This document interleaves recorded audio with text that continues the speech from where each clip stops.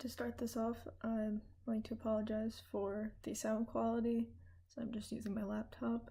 I've never bought a mic or anything, and I'd also like to apologize for the sound of my voice, because it's the first time I'm putting it out there on YouTube for years. I think the last time I had something with my voice or face in it was at least 4 years ago. And I'm sure it's not what you think it should sound like, and I don't think it's what it should sound like. I'm currently working on starting testosterone, but my family is unsupportive, so it's been a little hard. That's not what this video is about. I would like to read to you verbatim a message that I sent to my friend in 2018 about a situation that happened in 2016.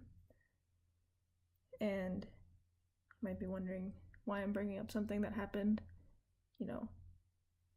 in 2016. But this still affects me to this day, and I feel like not enough people know about it. So, here we go. So, it started probably late 2 years ago, but I was super shy, and I didn't have that many friends, but I really wanted to make some. I was tired of being lonely all the time. There's this group of kids in my Japanese class that seemed really nice, and had the sense of humor I did.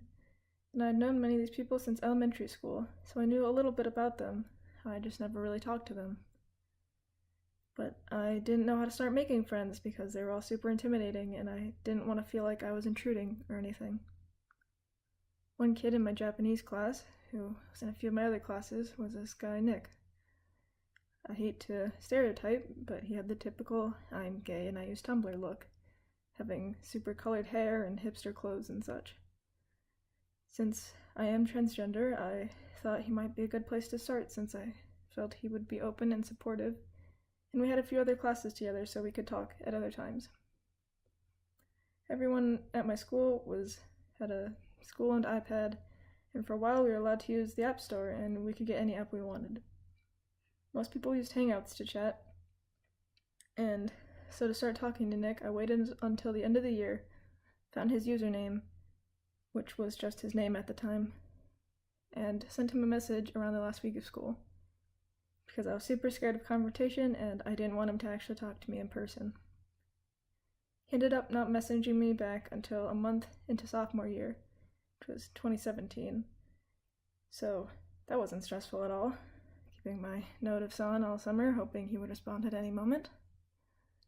But anyway, after saying who I was, we hit it off pretty well, and we still had a few classes that year, so I started talking to him in person. I started to like him since he kind of took me in, and I guess I thought he was attractive and nice and funny and just a really good person, But he had a girlfriend, which I was fine with because I didn't want to get in their way, and I was more than happy to have just a friend. Over a few months, we became super close. We hung out in every class we had and did every group project together. He would text me his problems, and I would text him mine. It was really nice. Eventually, he told me he was non-binary, which I didn't know how to feel about because I respected him and his identity, but a little part of me is worried that non-binary people kind of make the world take trans people less seriously. I don't know if you have that same idea. Some people might think of that as a phobic thing or something, but I don't know. I still don't really know how to feel about it all since I don't spend a lot of time thinking about it. But anyway, I respected him and his identity, and he said he was still fine with male pronouns, and I was cool with that. I was supportive, and we grew super close, and we spent more months hanging out and stuff. Now, his style of interaction with everyone is super up close and personal. He always likes to make everything flirty. Like, he's always sitting on your desk and poking you and petting you and leaning on your shoulder and stuff, which I loved. Because, like I said, physical contact is just so important to me. Side note, I know I didn't say that in this text. I was talking to this person previously, and I only decided to save this message. We were talking on Snapchat, because I wanted to have it for future reference. It made me like him more, but I didn't try to make any advances since he had a girlfriend. I just kind of repeated what he did, laying on his shoulder and lap and poking him and all that good stuff. Then around December, he broke up with his girlfriend, who he was with for 2 years. He said her mental health was declining and she was in a mental hospital and she was being way too clingy and not caring about his feelings and such. I was really shocked since they seemed so perfect together, but I was there to comfort him, and I stayed up many nights being there for him while he was crying his eyes out. Another side note, I don't know if his ex will ever see this, and I don't want to make anything that they're uncomfortable with public, but that is not what actually happened. She was in a physical hospital for physical things that he had done to her, and he never made that clear to me. He never mentioned it at all. It might be obvious what he did, but I don't want to go into detail because that might not make them comfortable. Also, the girlfriend identifies as non-binary also, so all of this I say she and girlfriend, but because I'm reading it verbatim, or trying to, they actually go by they, and I guess would just be his partner. So anyway, on my birthday, December 18th, while I was having a sleepover with my friend, around 11 or so, Nick asked if I liked anyone. He asked that every once in a while, and so I said maybe, and that I might have a crush on 1 or 2 people. After all this time being so close to Nick, my feelings were just beginning to fade, as I just wanted to be there for him and comfort him. He said he liked a few people as well, giving off some names. After a little more conversation, it was around 12, and he asked if I had ever been in a situation where a person you liked was oblivious to your feelings. I said yeah, thinking of how I felt for him, and then he said he liked me. I was super shocked since it was really late and he had just broken up with his girlfriend just a few weeks ago. I was also really happy because I thought we could maybe be together after he healed. We talked until around 3, saying really mushy things and talking about when we first liked each other and such. He said he thought I was cute since middle school when we had choir together for 2 years. And I put in notes to remember this. And that he always guessed I was trans even before we became friends. We sent so many cute love messages and cute emotes back and forth, and he said he couldn't wait to see me after the weekend was over. It was a Saturday, I think. I got to school Monday and I was so nervous I felt like throwing up. I didn't know what to do or what to say when I saw him or anything. But when we had our classes together, he ignored me. I was so confused and kind of hurt. We sent all those messages and we wanted to hang out, so why was he ignoring me? He asked to see me after school, and when I went up to him, he said he liked me but wasn't ready for a relationship. I said it was fine and that I would be there to comfort him, and I meant it, I really did. We hugged, and then he left. My friend said he was smiling as he left the building. I was happy because I thought we had things sorted out, and once enough time passed, we might be a couple. Then a few days later, he texted me that he liked this girl in our class named I was heartbroken. He said he didn't want to be in a relationship because he needed to heal, and now he's okay, and he just doesn't want to be with me. Why couldn't he have just told me that? I felt betrayed, but I wanted to be there for him, so I supported him through it. He asked her out, and she said no. He was super heartbroken, and he was crying, and he got mad, and I comforted him, and I felt so bad for him. I just wanted him to be happy.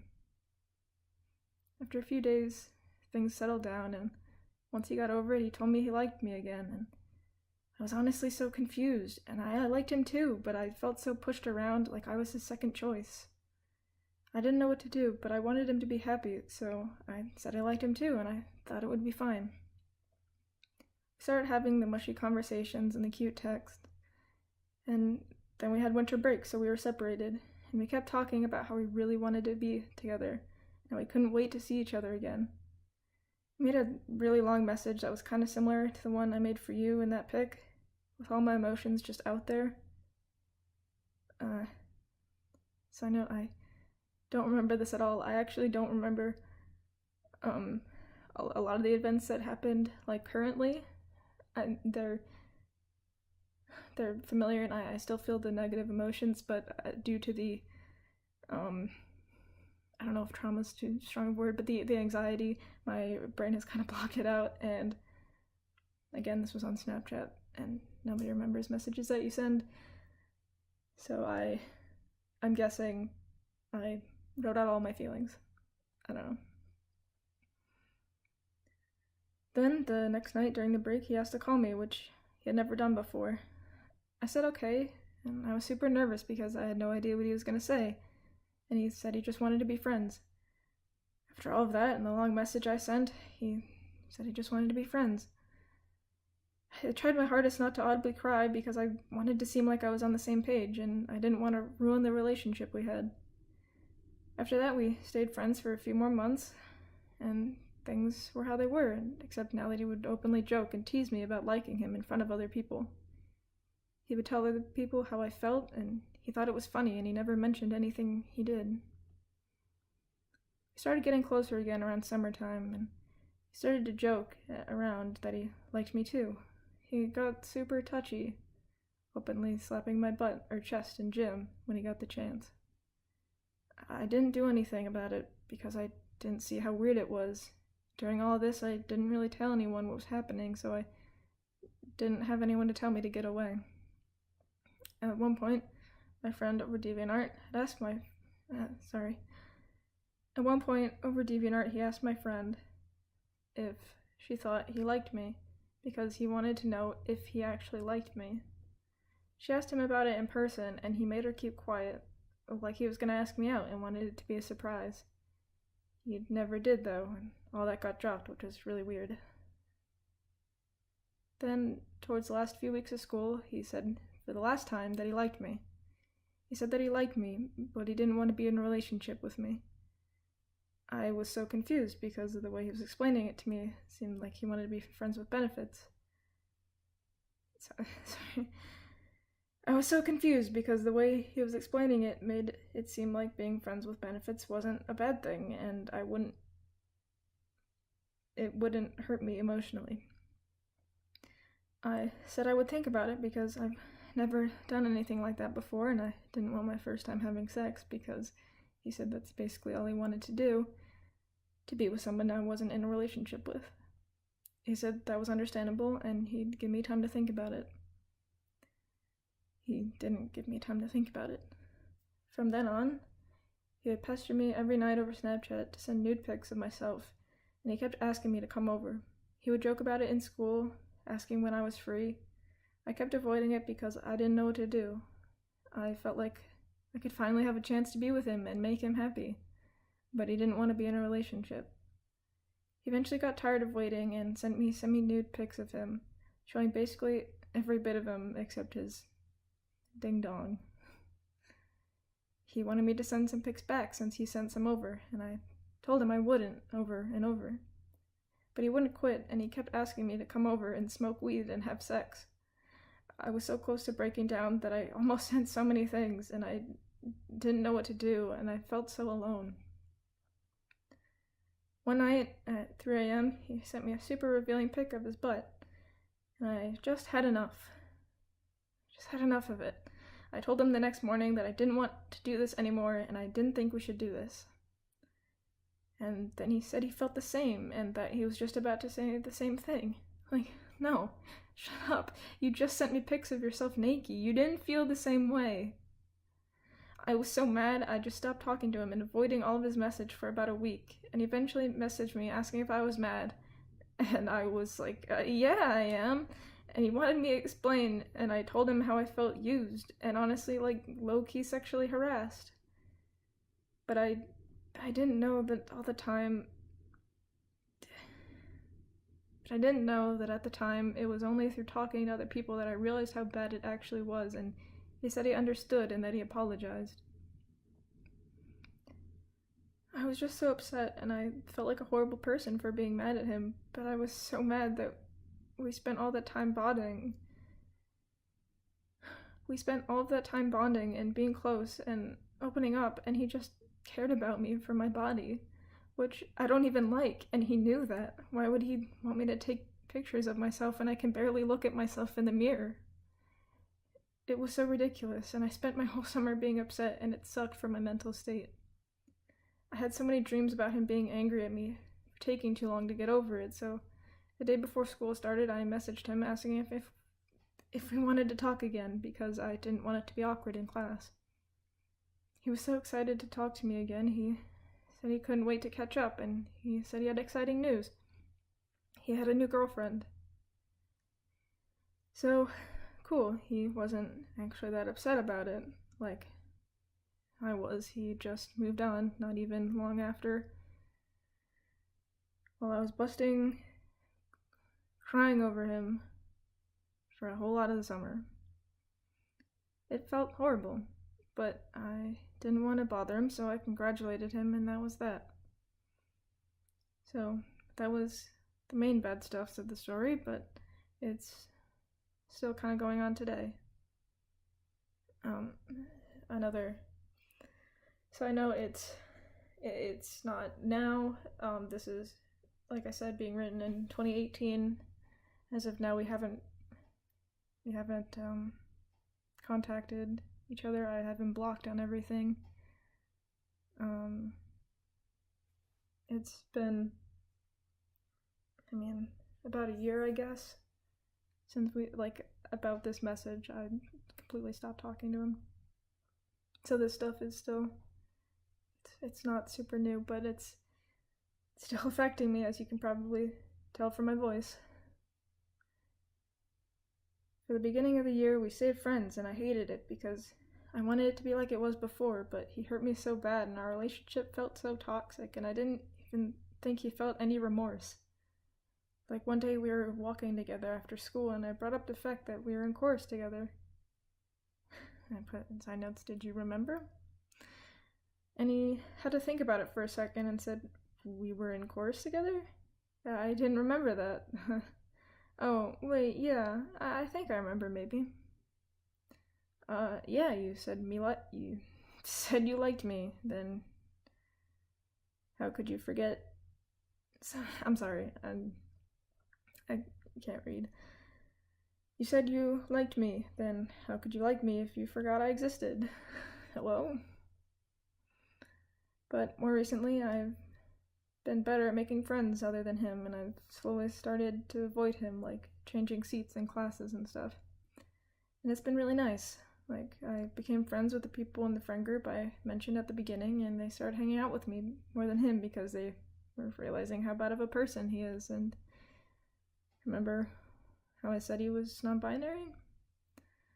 Well, okay, I hope this doesn't sound really transphobic or anything, but he recently came out as a full trans woman. And I would normally respect that of a person, but he's been acting so weird because when we were close, he said he didn't have any dysphoria at all, and now he says he does have it sometimes, and he's known he was trans since 8th grade. But that's just a straight up lie, because last year he didn't mention that at all, and we were so close. Why wouldn't he have mentioned that to me? And he's taking his transition so fast. It's only been a few months, and he gets really mad when people use the wrong pronouns and name, and I really wish I could try to use them more, but I don't know how to feel. I don't want to be transphobic, I really don't, but it's so hard to take him seriously and respect him. I really want to, but after everything he's done, I just don't know what to do or how to feel. And he tries grouping me in with all of his trans problems, but, like we're in the same boat, but I don't really feel that, and he publicly states on his social media that he hates straight white males, and most of his friends were those. At least they were. He's been separating himself from the group because he thinks everyone is racist and transphobic, and I wish he didn't exist and do all that stuff. So, that was that message. He currently still identifies as a trans woman. I don't really keep up with his life anymore. I see him in the hallways and think horrible things, but I talk to multiple counselors and therapists that say it's healthy. And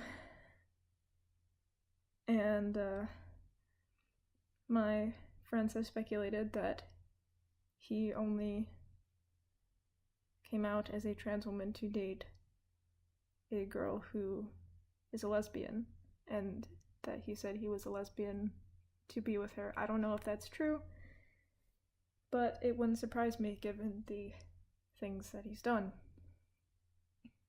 Now, in the note, I mentioned that I had a lot of dreams about him, and I keep a dream journal in my phone with about 200 dreams in it that I've recorded, and since then I have like over 20 dreams that are about him. And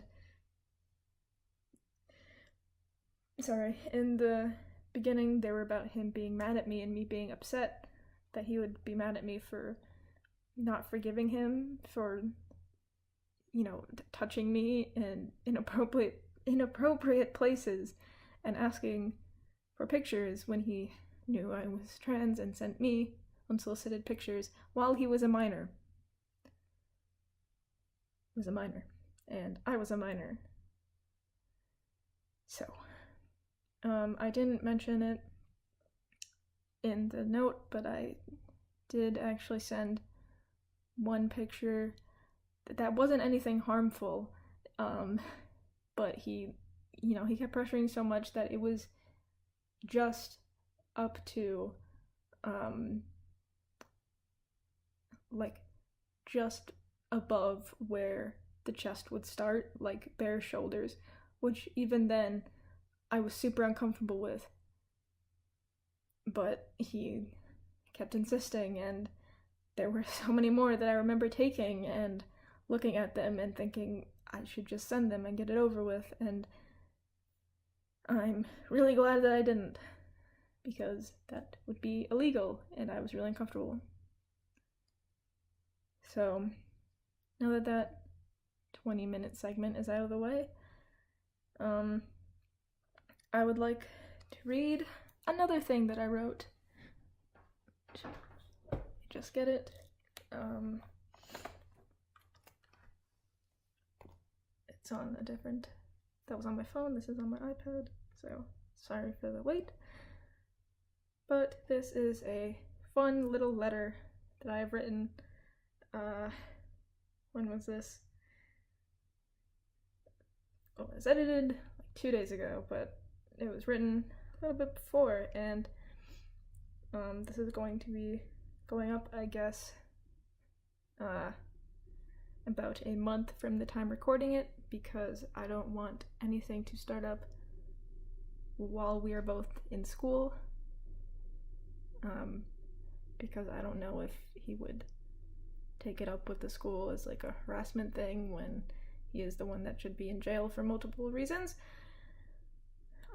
So, a letter. Now that we have graduated, I feel that it's finally safe to talk about this publicly. My friends and anyone in school that will listen know the situation. I feel that the story has not reached nearly enough people. So to you, a final letter. I hope you burn, Nicholas Guirard. I hope you suffer a long and painful life, full of regret and shame. I hope you are thankful every single day that I have not come after you all these years, and that your ex has not done the same. If it were up to me, you would be in jail, suffering the same crimes that you committed onto the both of us. I hope that you are thankful that my own mental illnesses have prevented me from coming forward up until now. I hope that you are thankful that your new home is safe. It's a safe enough distance from me where you don't have to worry about the physical harm that I wish to do upon you each and every day. You are the reason for my nightmares. You are the reason I cannot hear or spell or say the word Nick, without severe anxiety. You are the reason I have a hard time developing relationships with other people.